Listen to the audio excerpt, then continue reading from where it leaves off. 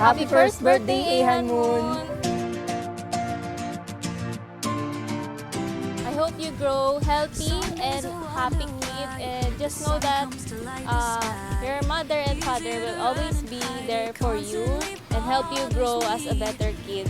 And just know that you are the most beautiful thing that happened to me and to your dad. Naway lumaki ka ng may respeto sa mga tao, pag-ibig, balansihin mo lang ang buhay. Happy birthday, mahal na mahal kita. Ikaw yung dahilan kung bakit mas lumalaban ako ngayon para abutin lahat ng mga pangarap para sa pamilya na binubuo natin. Happy birthday, I love you na.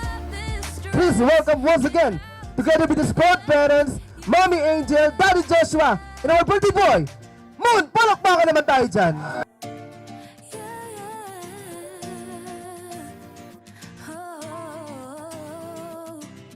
Excuse me at certain times, sometimes not in my best mind. Choosing from there and blind, bombarding me tauntingly. Simple to understand. Mas naging strong yung relationship namin dalawa. Dahil meron na kami baby. You know what we did right. Used to catch fireflies at night. Siya yung nagbigay ng ano sa amin, ng saya. Masaya na kami sa partner, pero mas sumaya nung may baby na makulit na nagtuwan-tuwa. Pag natutuwa kami, every milestone na ano niya, na every milestone na na-achieve niya, ayun, nakakatuwa. Siya nagpasaya sa pamilya namin.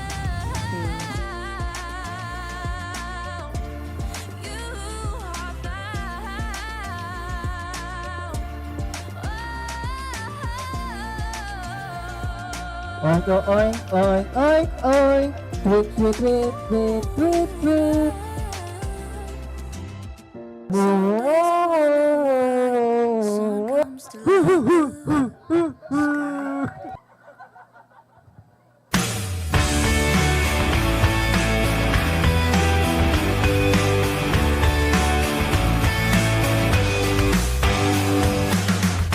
Every morning, I wake up just the same. Sobrang mahal ko siya. Very special siya sa aming dalawa. Siyempre, mahal-mahal. Mahal na mahal eh, Ehan Moon. I love you so much na. Love you na. Just your average, ordinary, everyday superhero, trying to save the world, but never really sure. I'm just your average, ordinary, everyday superhero, nothing more than that.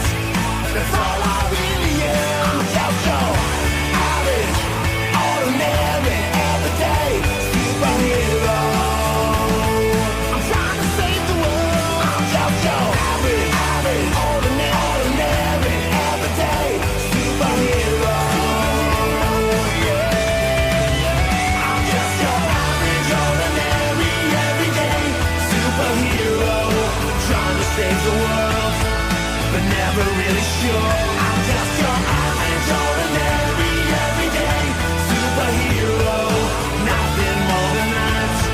That's all I really am. Just your average, ordinary, everyday superhero.